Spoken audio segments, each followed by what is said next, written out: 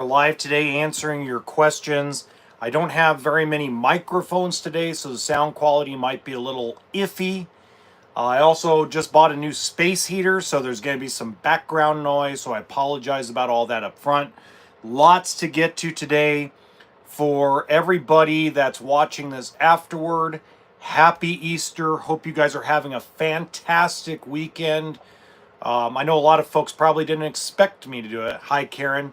Love the picture of the shirt, by the way. Looks awesome. Theo, how you doing? So, happy Easter, everybody that's coming in. Happy Easter. I'm drinking lemonade instead of a alcoholic beverage this time. So, I have a lot of emails I want to get to, and some just different things I really got to talk to today. Hey, we got Pete and Lisa in the house. Jenny, how you doing?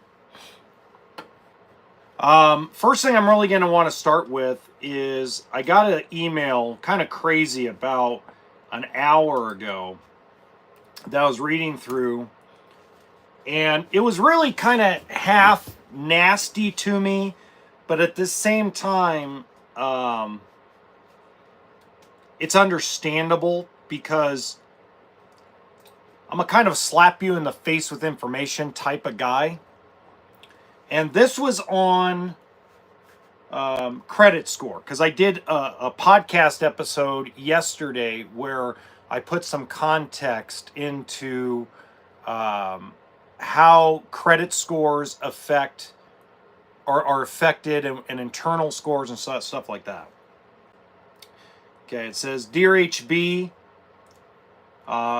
it seems to me like the only thing you want us to do is shop interest rates and loans through a dealership rather than seek your own financing for your own greedy reasons. Only a person that speaks like you is full of greed and hate towards a customer trying to get the best deal possible. Your lies about how credit works is not satisfactory, and all you're doing is punishing people for looking for other loan opportunities. I would hate for anybody to buy from you personally, because at the end of the day, we feel that all you're there to do is rip people off. Okay?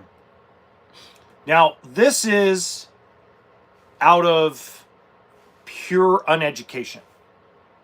Okay. Hey, Greg, how you doing? Basic Mom, how you doing? How's everybody doing? I don't think this is a troll situation, Larry. This is uneducation or training of how we're trained as human beings and conditioned as human beings since birth. Pay cash for everything. The dealer is the enemy. The business owner is a greedy person trying to rip you off. These are things that have been instilled in our society since probably the late 1940s. Okay? Sleazy salesperson. Then there's movies on top of it. There's a bunch of movies out there like Boiler Room and Used Cars and a bunch of other movies that make salespeople and finance guys out to be crooked, evil. So this comes out of miseducation.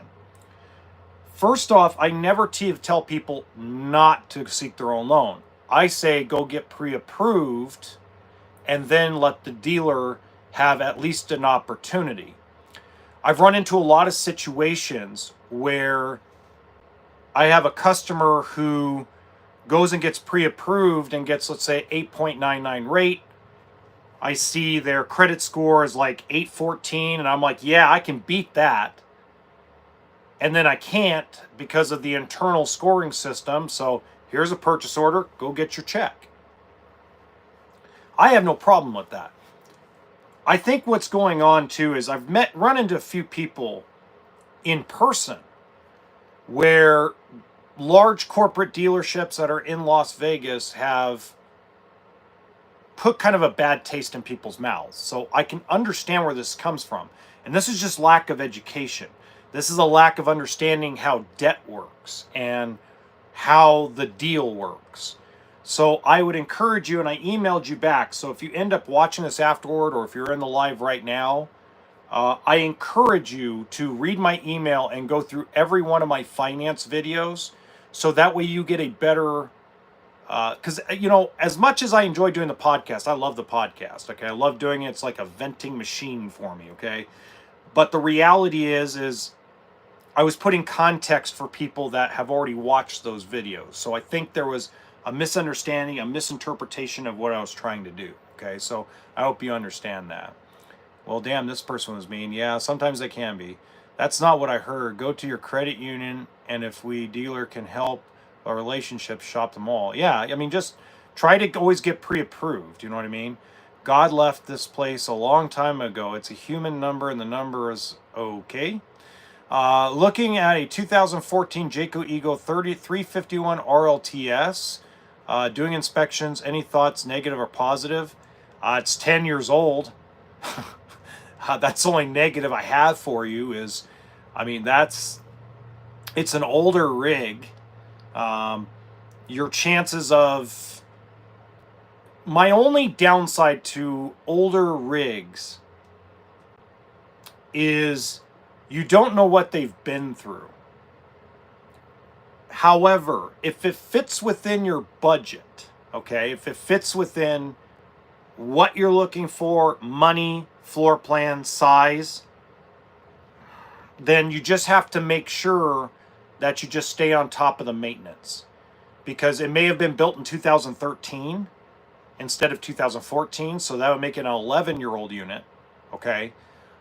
So that would be what I would look at. TTT is just, there's nothing you do cosmetically, and they're earthquakes on wheels, but when they get to that age, you just got to be prepared that things will go wrong, and you can't get frustrated about it. Do as much as you can on your own, the little fix-its here and there, but when major appliances go, because that old of a unit, generally it's hard to get a warranty on it. So just be aware that even though the inspection is going on, the inspector's going to find a bunch of things wrong because it's almost 10, 11 years old. But again, if it fits within your money budget, you just have to kind of take it with a salt. Read through, see what, hey, I can fix that. Hey, no, I can fix that. No, can't do that one. That's what I would really, really do, especially that age. That's what I do when I take them in on trade. I really go through them thoroughly. I miss independent dealers. My credit wasn't perfect, but in 05, Tom Raper RV, now sold to Camping World, got me 5.25. First Merchants Bank with 40K down, 160 finance for 20 years. That worked out great. Oh yeah, that's a great one, Jenny. They don't have 525 anymore. Hi, Patty S. How are you doing? 525 is a pipe dream now. 525 was not a pipe dream 5 years ago. It wasn't even like 3 years ago, but that's pretty darn good. I like that. Let's see, back in 05, and 05 that was pretty good too, because 05 the rates were a little higher. So yeah, that's pretty good. Outstanding. Absolutely outstanding. Like, I work for an independent dealer, so no big deal. Okay, next one. Oops, wrong one. They asked me not to. That one was do not read on the air. So I won't do that one. Okay, here we go. Dear HB, we are considering moving into a diesel pusher, but our budget is very limited. We have only about $20,000 in cash, and our credit isn't as good as we would want it to be. We have been told by several dealerships that we will not qualify for anything over $75,000 because for most of our lives, we have paid cash, which has hurt our credit and hurt our ability to buy a rig. What we need is advice on where and how we can get a loan set up. We tried USAA. USAA, exactly what the dealer said, about $75,000. And for what we can find under $100,000, we cannot find anything that's newer and decent. We still want to travel around and go to national and state parks across the United States. We even want to do some really heavy camping into British Columbia this year, as well as possibly Alberta and the Northwest Territories. Do you have any advice for us? My husband does not want anything older than a 2017 diesel pusher. Okay. So you tried USAA. Huh. Well, if you've paid everything in cash in the past, house, cars, other RVs, that does hurt you. My recommendation would be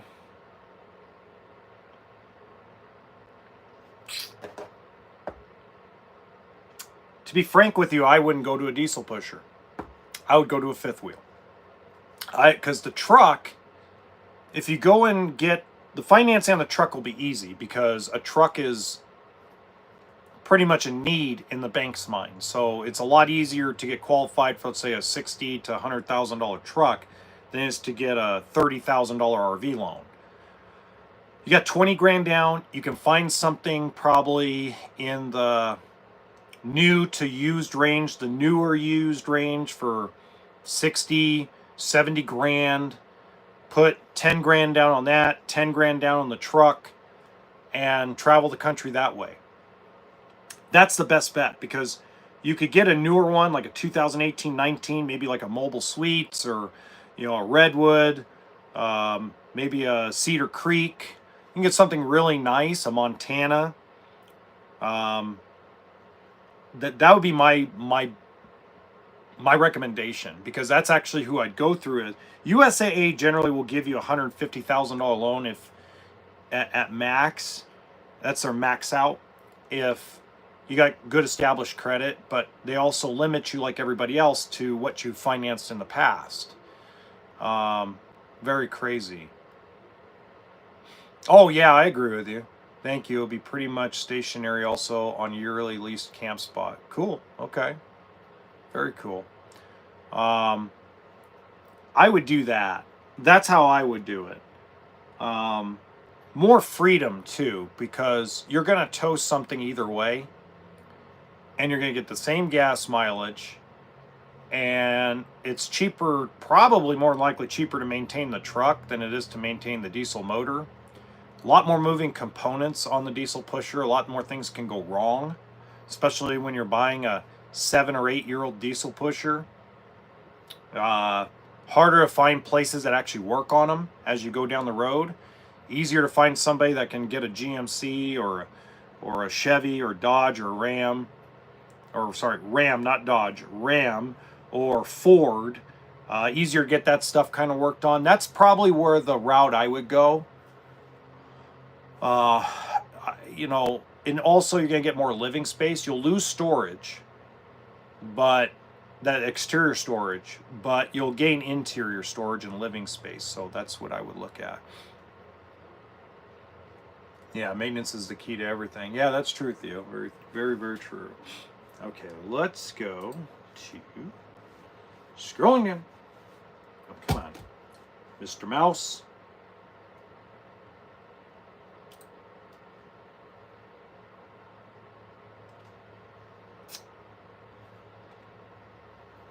Okay, we have a 2016 Jayco Red Hawk, and we owe $71,000. I knew it was originally a mistake to buy this motorhome back in 2020, but at the time it seemed like a killer deal the way things were going. We officially were retiring in February of 2021. We wanted to get a motorhome ASAP right before we retired, and all of a sudden, wham, too small. We have figured out traveling across the country, a 27-foot motorhome, especially a Class C, absolutely stinks. We have a rough time of it because we do live in it full time right now, and over the course of now 3 years, we have gathered a lot of crap that we eventually want to move into our retirement home with, antiques, goods, and we've had to now rent a storage space near the state we're going to live in, in order to have this stuff around. The problem is every single dealership across the country has told me that my motorhome is realistically worth about 35 grand. And I've even had someone print out what you suggested as the wholesale book, and I did your math on how much I can get bought on it. And figuratively took it to my credit union, and it wasn't much better. So, how do I get out of this motorhome without spending $40,000 or $50,000 in cash out of our savings, out of our travel fund, and get into a newer motorhome that's bigger? My husband doesn't care if it's a gasoline motorhome or it's a diesel motorhome. We don't care. We just need something that's 35 feet or bigger in order to be able to continue our journey. I know you say, don't worry, it's always easy to get out of it, but since we bought it for way more money than we should have from our next door neighbor, I now have a lot of regrets. Help me out. Okay. So the easiest thing to tell you is, I didn't say what bank because I try to keep things a little private, but the bank you have it financed through is easy to refinance it out of, okay? Here's the problem that you're going to run into. A lot of finance managers like me, guys that did finance, guys that set up the loans. Hello, Marty McFly. The guys who set up the loans that I learned from are all retiring. The guys that taught me how to mind trick banks and stuff are starting to retire, and the new blood coming in really doesn't think outside the box too much. So I know where you're at. If you head to Louisiana, there is a gentleman named Jeremy that I'll hook you up with. If you actually send me your phone number through email, if you see this later or you see my email I send you back, send me your contact info. I'll get you a Jeremy. Jeremy is the manager of a store in Louisiana. He sells motorhomes. He sells some good ones, Tiffin, Newmar, etc. He's like an out-of-the-box thinker like I am, and help you get out of it with very minimal cash.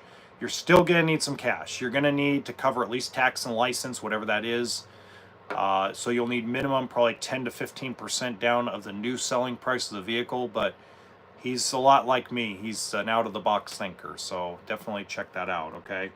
And he's a good guy, too. He's an incredible gentleman. I worked with him when I was at Coachman. He's just got a great attitude and go-getter. Okay, next one. McFly. Think, McFly, think. Okay, sorry. I'm in a feisty mood today. Okay. Where is this? Okay. All right, other email address.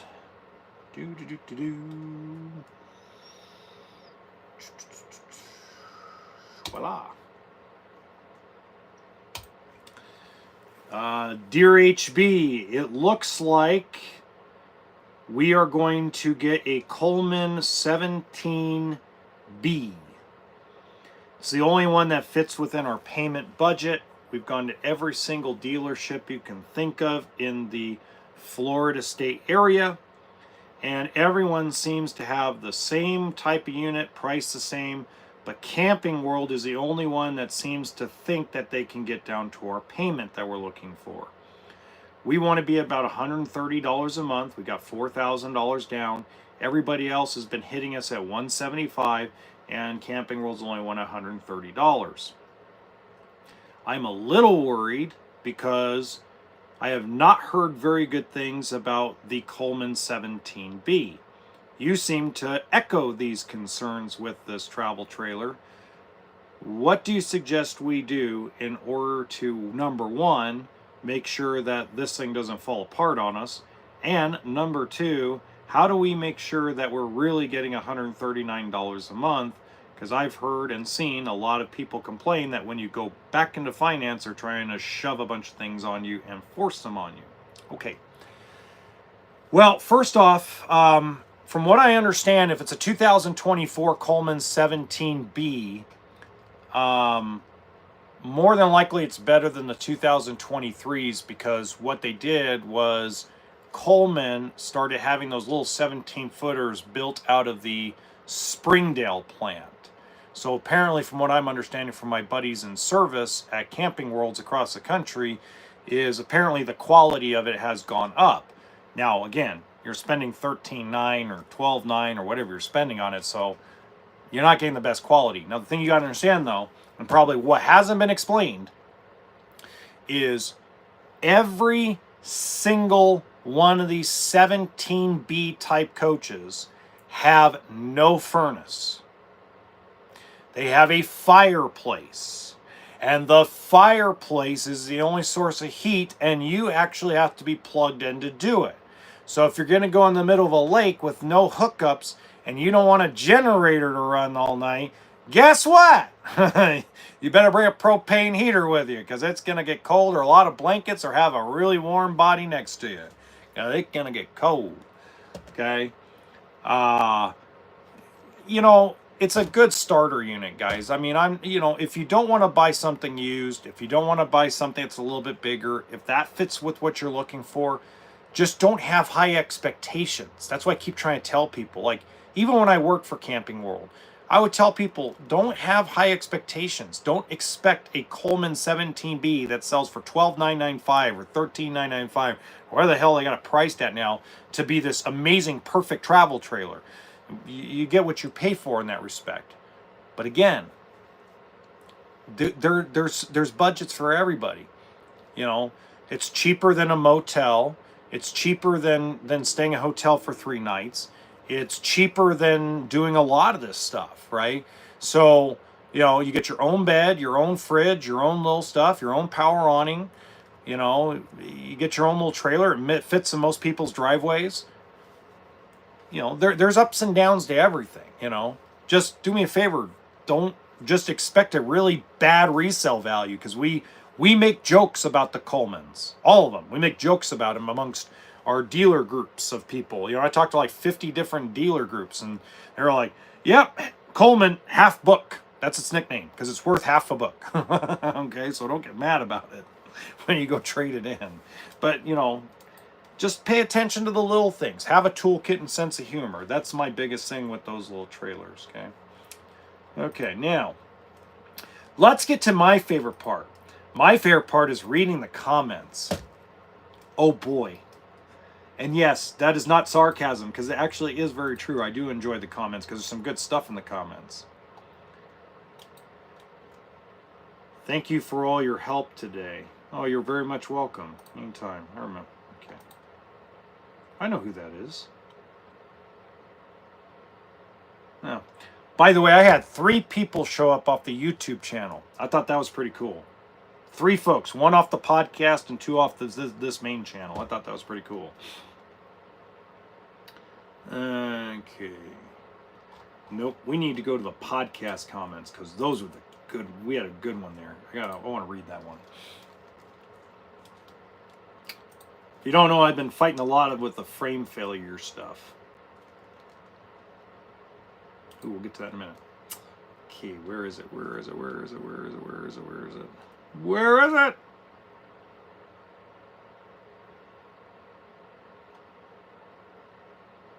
Oh, okay. So it says this. Why do you care who has the balls?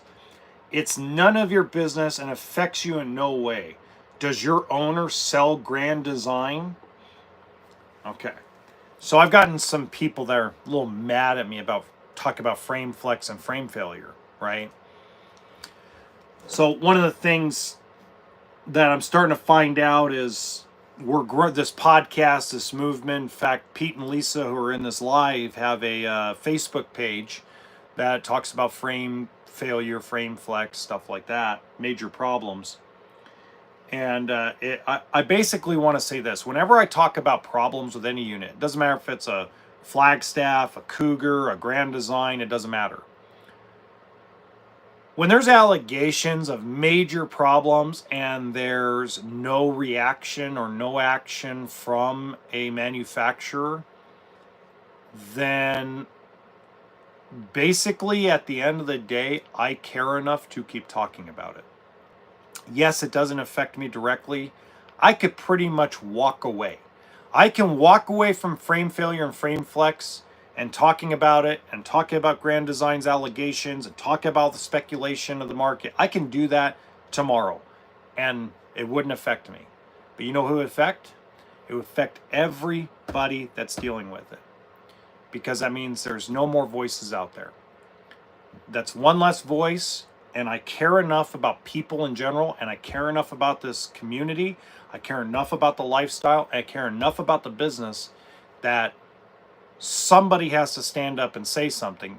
And if I had the platform that Josh the RV Nerd if I had the platform that Big Truck Big RV has, if I had the platform Matt's RV Reviews had or has, if I had the platform Miles RV has, I would be constantly talking about it every single day.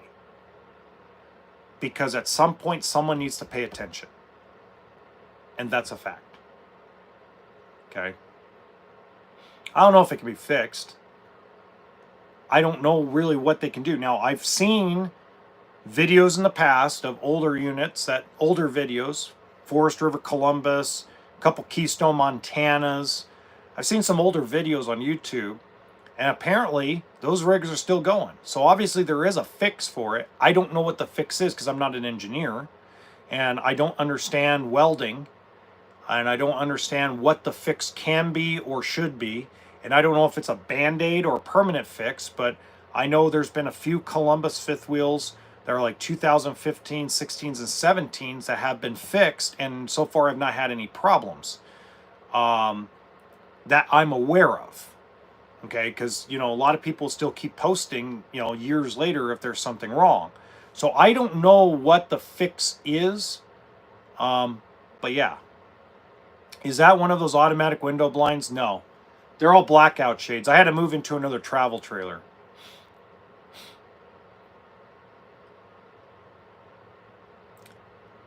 Maybe, Mike. I don't know. I don't know what Jared's thing is. I don't know Jared well enough. So I don't know. Sellouts, okay. Yeah, sellouts, yeah. I don't know about ATC too much. I haven't run into them too many times because they're very expensive, Dan. I mean, they're like outrageously expensive. I mean, I know supposedly they're supposed to be a really good cargo capacity type of toy hauler, but for full timing, I don't know. I don't know anybody that full times an ATC. We sell them in California at 2 of our locations, and I'm still yet to actually do a walkthrough on one. Probably I'll try to do one after I get back from Oregon next week. All right.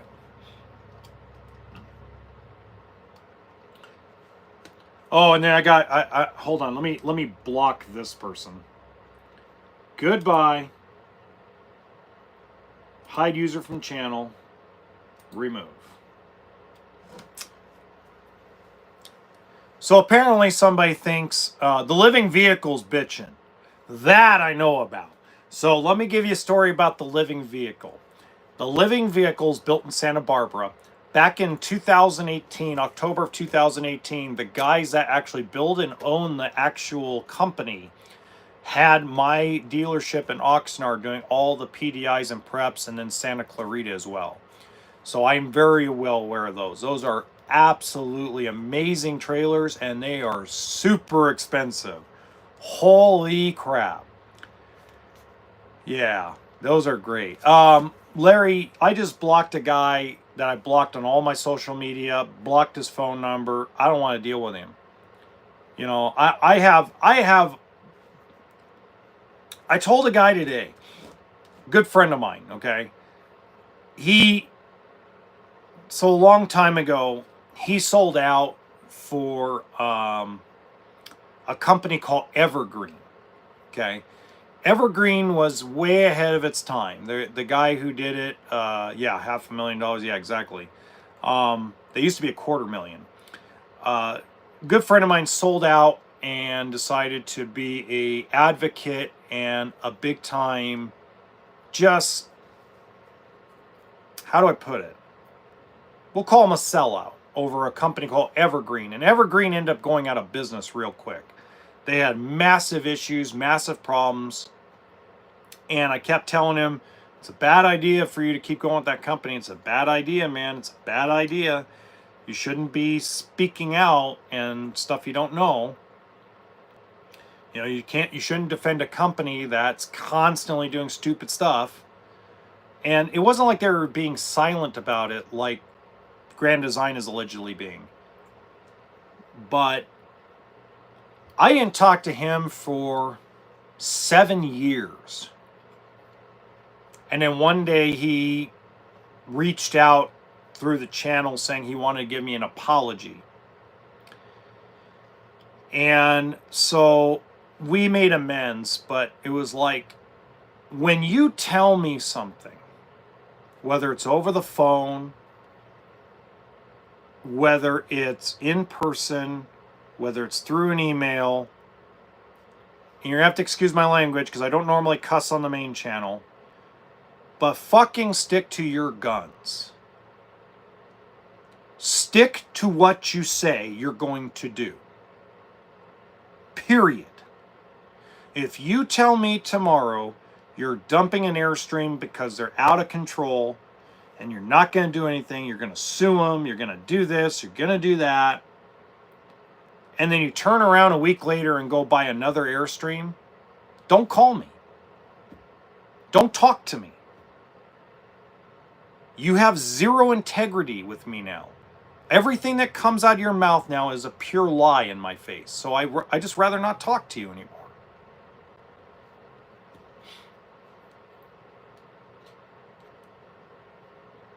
Imitate? That's funny, Patty. Funny thing is, these YouTubers all talk about the RV community. They get a chance to help and said community, then heck no, we are out of ourselves, sellouts. Yeah, sometimes, Peter, they are very much sellouts. Sometimes they just don't have a choice. Sometimes they're contractually obligated to say certain things. And that becomes a problem. That's why, like, even though I get sponsorships, I just don't take sponsorships from manufacturers or dealers. You know, Larry, that's a good, that's an interesting thing you say that, because that's one gentleman that I don't want to talk to for a while.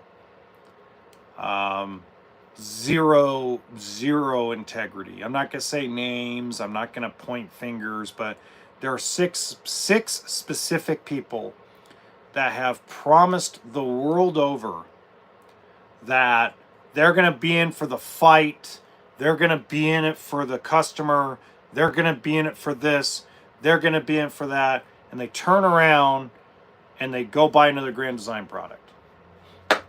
And it didn't matter who's Grand Design. You could tell me Jayco and have the same shit happen. Same thing. Same garbage thing where you get bought out of a Jayco and you turn right around and buy another Jayco. Doesn't matter. If the scenarios are identical with every manufacturer, it doesn't matter who it is. It could be somebody I sell. It could be Riverstone. If Riverstone was doing the same identical thing that Grand Design is allegedly doing, I'd buy my foot up their butt. You know what I mean? I'd have my foot way far up their rear end. You know what I mean? So, there's 6 of them. I'm not going to go any further than that, TTT, because first of all, I'm not going to point fingers at anybody. I can just say that you could kind of figure it out for yourself. If you know the person had a buyout of their Grand Design Solitude or Momentum and they turned around and bought another Grand Design product, you can pretty much tell you that they were one of 6 people that did the same thing and told me otherwise. And I'm done. I'm done with people like that. The Jayco J-Flight 6 2017. Which model? Which J-Flight? What's the model number of the J-Flight, Mark?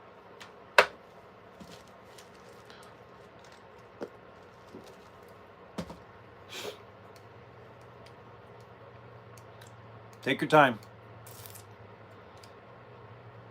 J-Flight 6. What is that? I've never heard of that. Hold on. You have me curious, sir. We are going to Google search this. Oh, SLX. Okay, you're talking about the lineup SLX. Okay, not exactly the model number. Okay.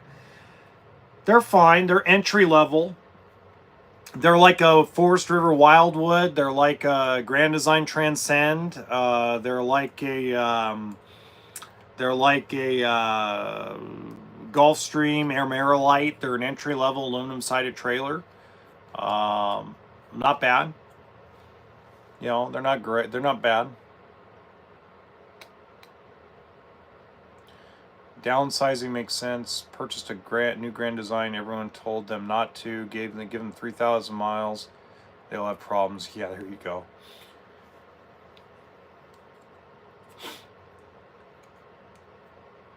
Yeah.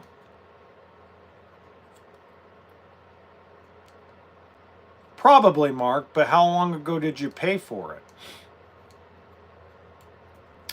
The 26FK is that, let's see, that's got to be a White Hawk, if I remember right. What year, Jacob? What year 26?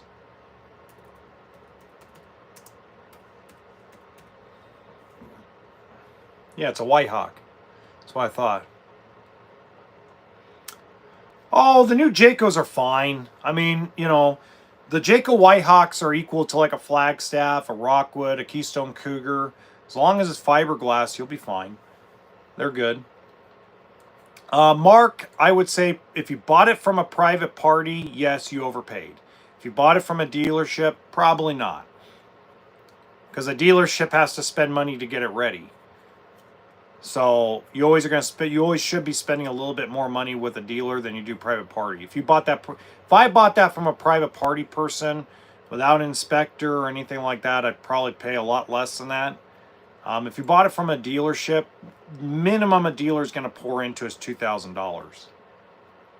Yeah, you did overpay for it. But Mark, that's not important. You didn't overpay big time. But you did overpay for it. At the end of the day, though, if you're happy with the trailer, don't worry about the cost of it right now. You own it, you paid for it, enjoy it. You know, get 15 grand worth of it out of it, you know, and then turn around and sell it for whatever you can, 10, 11 grand when you're done with it in a few years. You know, don't look at it as money lost, look at it as money spent. That's how I always say things. Bristol Bay, wow. Yeah, they don't build them like that anymore, Sunnybrooks. Kind of glad they don't away.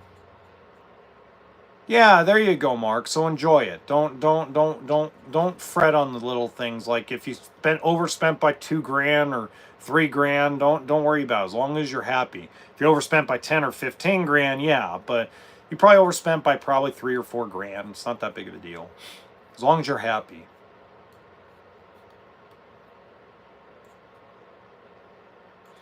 Yeah, just get your enjoyment out of it. Everybody worries too much about overspending.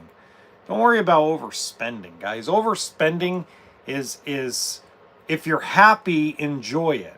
Too many people are too worried about what they're spending when it comes to this. It's all debt anyway, if you think about it. Even if you pay cash, you paid with debt. You know, everybody thinks that this thing right here has value. Whoops, upside down. It's a piece of paper. It's debt. This is debt. This has no value. So whether you take a loan from a bank or you give someone all this money, it's debt. So don't worry about whether you're overspending too much or not. You know what I mean? That's right. Toolkit and sense of humor, Peter. That's right. You're gonna start taking my lines. I'm gonna be like The Rock from the WWF, the old WWF. Everybody's gonna know my catchphrases. Okay. Let's go.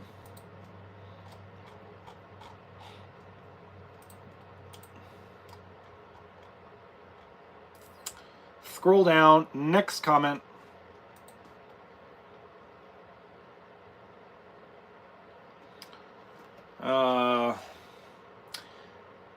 Nope, wrong one. Are FICO scores that show up on apps BS? If so, am I wasting my money having the credit score apps? No, absolutely not. I just had this conversation with my mother yesterday.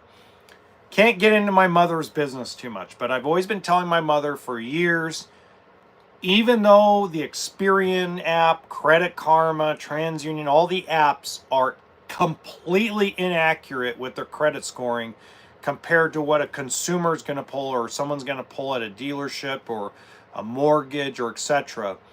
The best thing about the apps is tracking your credit, tracking how many accounts are open, tracking if someone happens to open an account or try to sneak in a collections on your credit. It is highly important to pay for those apps because screw the credit score part of it. You can, like, I check mine once a week. Yes, this is live, Tommy. Once a week, I check all my credit scores to see, did someone put a medical collection or try to sneak in one of those utility little collections. You know, you never know with people. People can get crooked. We all know that, right? So, no, it's not a waste of money to have the credit score apps or the credit apps. It's actually very beneficial because the more you have control over your credit and what's on your credit, the better chances you have of having a good FICO score.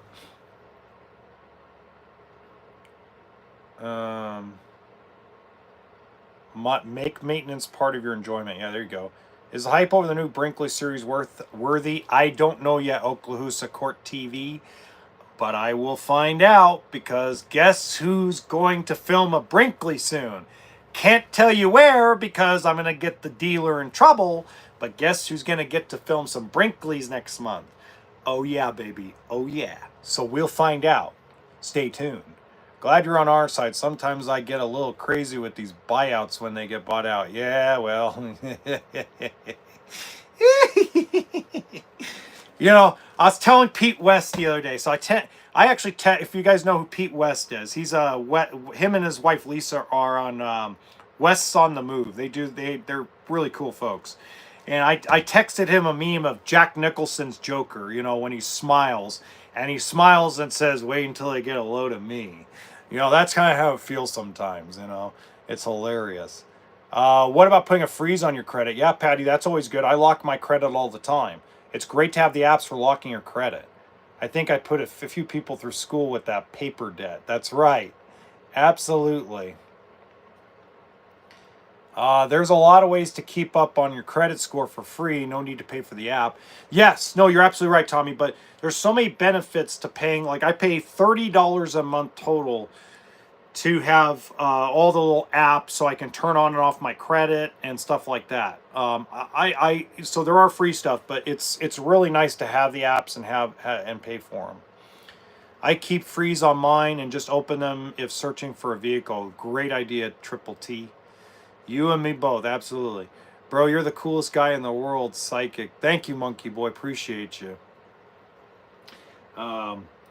Yeah, so, you know, sometimes I feel like I'm the wicked, you know, to the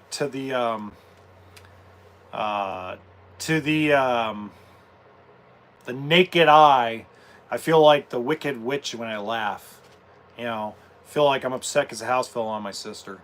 What's the best product to put roof coating on my trailer?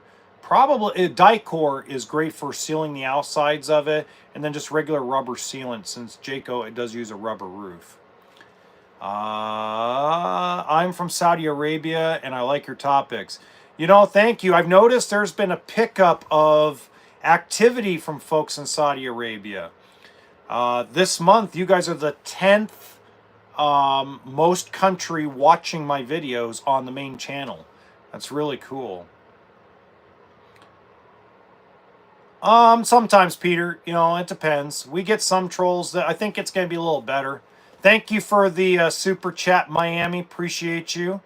And I will always be myself. No worries. Sometimes I think, you know, I know damn well the owner of the dealerships that I work for, I know damn well he gets phone calls, okay? I know he gets phone calls from different manufacturer people going, do you realize what the guy's saying about our owner of Forest River or Thor? Do you realize what he's been saying? And he probably goes, yeah, I'll talk to him about it. And I never hear about it because he don't care. He's like, yeah, nah, whatever. So anyway, yeah, I've noticed some pickup. By the way, what's interesting, this will blow your guys' mind. I know this is probably a little off topic what I usually do, but I was going to share some of these. So Saudi Arabia actually is the 10th most. They're the 10th. They have the 10th most views this month on the main channel. I think it's pretty badass. I really do. I was like, holy cow, people in Saudi Arabia like RVing. But can anybody guess what the 5th most country that watches the content? Not the podcast. The podcast is strictly US and Canada. I don't get anybody from other countries. But can anybody guess who the 5th and 6th most country watches the content? I have an American Express card and they provide everything I need. Credit score, credit reports, credit alerts, all for free also. Oh, perfect, Tommy. That's really cool. Yeah, maybe I can flip some cheaper gas. Hey, man. So we got Scotland, North Korea. Anybody else want to take a shot at it? The UK is number 4. China's number 9. Where do you get those cool images as covers on your YouTube video? Usually scary people or it's a trade secret. I'll tell you in a minute. After we do this, I'll tell you in a minute. No, I know where he's going with that pink one. Nope, not the pink. Nope. Who do you like making a mid-tier fifth wheel? Anything by Forest River Flagstaff. China's number 9. Norway's number 13. Canada's number 2. Russia's number 6. Russia, surprisingly, is number 6. Canada's number 2. Germany is number 7. Number 5 is Australia. Number 5 is Australia. That one is number 19. What CITES, I get the translation CITES, that's number 19. Denmark is number 15, surprisingly. So this is interesting. This is just for the month of March. United States, obviously. Canada's number 2. India's number 3. United Kingdom number 4. Australia 5. Russia 6. Germany 7. Philippines 8. China number 9. Saudi Arabia number 10. Indonesia number 11. Japan number 12. Turkey number 13.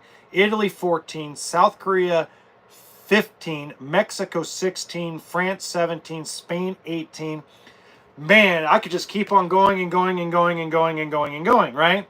But you know what? That makes me Pitbull. That makes me worldwide. Sorry. I'm getting a little goofy as this is going on. No, Canada's number 2. Talk about country. Oh. Yeah, USA Roar. There you go, yep. Hi, everybody. What are your thoughts on Dutchman voltage? Kevin, what year? What year Dutchman voltage? Portland, the city. Well, I'll go cities next. Give me the... So the cities... Portland was number 36 on cities. Kevin Klapsabdal, what year Dutchman voltage? Or are you talking about newer ones? Oh, man. 2020? Voltage. Okay. Voltage is the original pig with lipstick. Look, let me give you a story. 2014 Pomona show in California. Okay. So I was selling Cyclone toy haulers by Heartland. I had this presentation that I gave everybody. And Heartland, Road Warrior, Cyclone, Landmark, and Bighorn were the ugliest damn things on God's green earth. They were just, if a woman walked into a Cyclone toy hauler back in 2014 without anybody explaining anything about how the toy hauler's built, why they do certain things, you'd never get her back in one. That's how ugly they are. They were trash, ugly interiors. Bad. Okay? But here comes the Dutchman Voltage, which had all this rope lighting and all these fancy cabinetry. And it was 10 grand less than the Cyclone. And everybody was so just enamored with them. Richardson's RV sold them back then, which is now Camping World. And we sold 6 Cyclones in 10 days. They sold 64 Voltages in 10 days. And 58 of them sat in service for over 7 months. England was number 4, if I remember right. So my opinion is not very high on Voltage. Hasn't been for a while. So, yeah. I'm not a fan, Kevin. I really am not. I'm not a fan of Voltage. I have a very bad bias against it because it's just all they did was sit in service longer than most other manufacturers that I've dealt with, and I don't think it's gotten any better. I've been watching Countryside Acres, a family with 8 children who moved from Canada to Russia. He traveled across the U.S. first in a used motorhome. Sweet! You're the best, funny as hell tonight. Thank you. Why many Saudi people following you? Because we learn English language from speaker is very clear and talk slowly, not fast. Yeah, that's one of the... I've been told that. I've gotten emails from people in Saudi Arabia that tell me that they enjoy the channel because they do enjoy the RV lifestyle and my English is very clear and I don't do a bunch of subtitles. So it's easier for them to follow. So they learn learn good real English from me. Yeah, no, and a lot of the Middle Eastern countries, like Lara in there follows me. No, there's not a lot of trolls. There's only 1 or 2. It's not that bad. I was thinking the 4195, but we'll rethink it. Yeah, just rethink it, Kev. I mean, you are buying a used one. Anything you buy used is always going to have its issues and its problems. So just before you pull the trigger, just make sure you have that thing thoroughly inspected because they're not exactly the best built toy hauler on the market. Don't have very many. I don't get very many frame problems with it.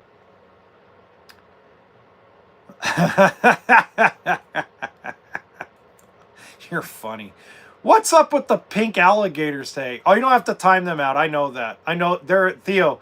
That person's a subscriber out of the Middle East. I know them. You're okay. You don't have to time them out. Hell, I could teach them redneck English, especially fixing RV. Yeah, Peter, no kidding. You know, I get some people from Iran, Iraq, you know, a lot of interesting Middle Eastern countries that like RVing. So it's very cool. I actually very impressed.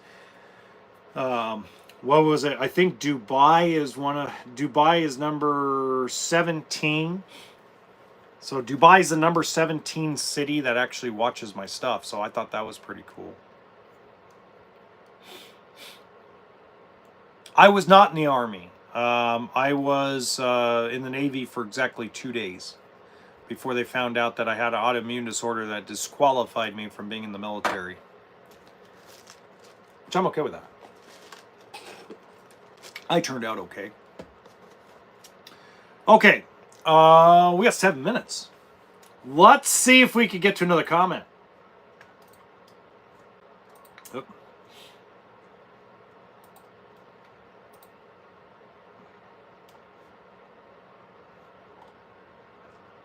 We don't talk about Bruno, no, no. We don't talk about Bruno. Okay.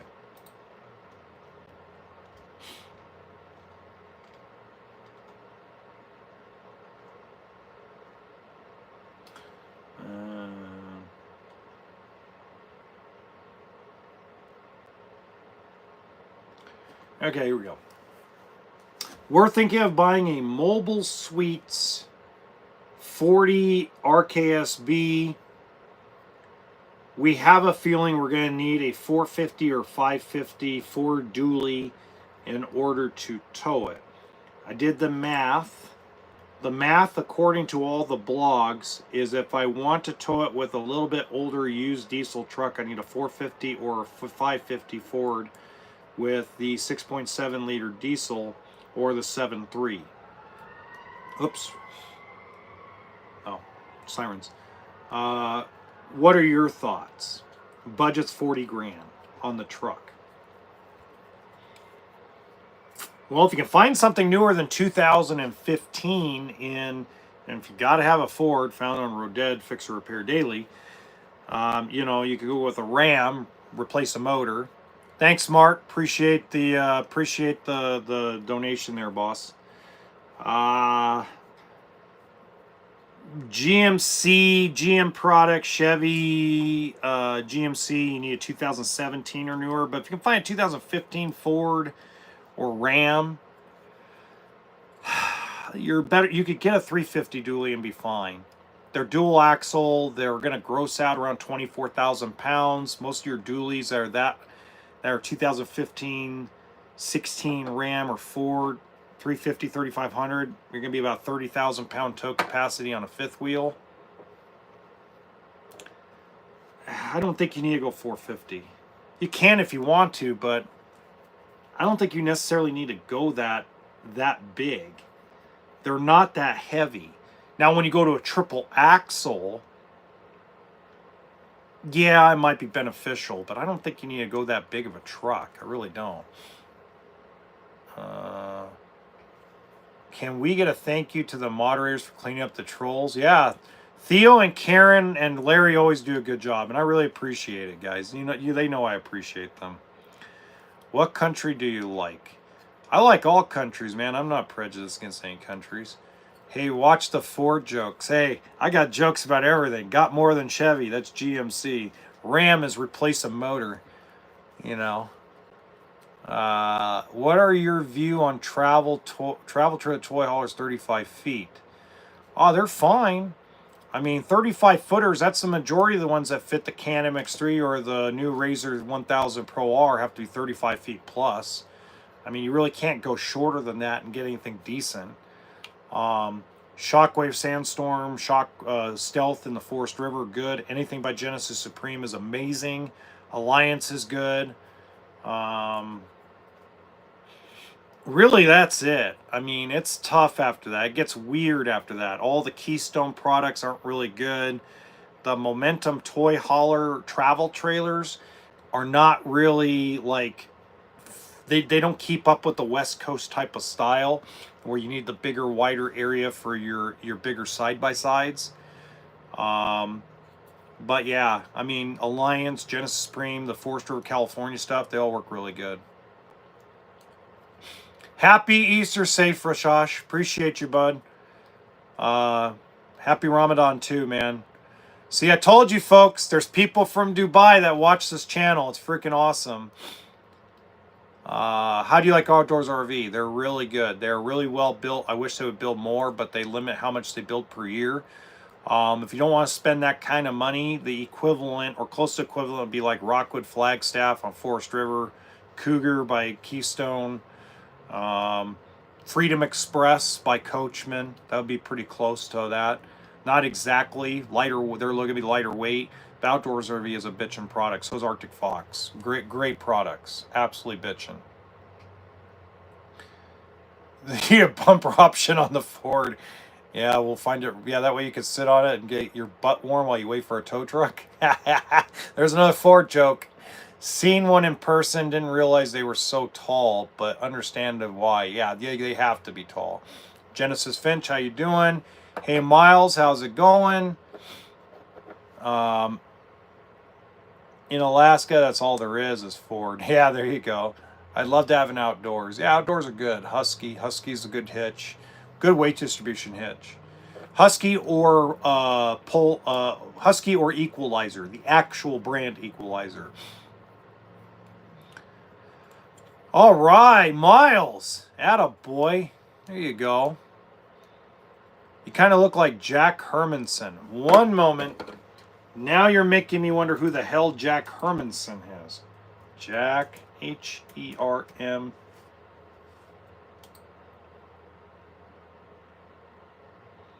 Nah, I don't look like him. UFC fighter? Yeah, MMA guy? Nah. I'm probably closer to Macaulay. Well, I was closer to Macaulay Culkin back in the day. Yeah, Cat, that's nice. They're a nice coach.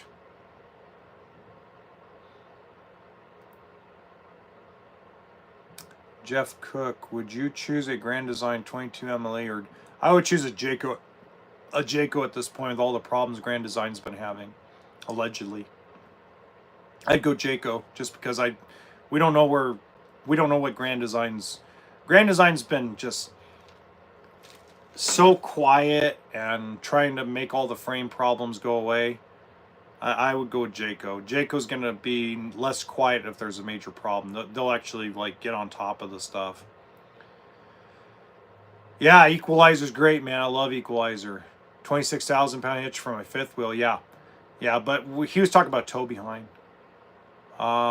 You sent him down another rabbit. There you go. Was a Navy guy in Deliverance. Yeah, there you go. Make jokes. Are you home by yourself? Yeah, I'm in my own trailer. For small towable, do you recommend Independence Trail? Independence Trail is a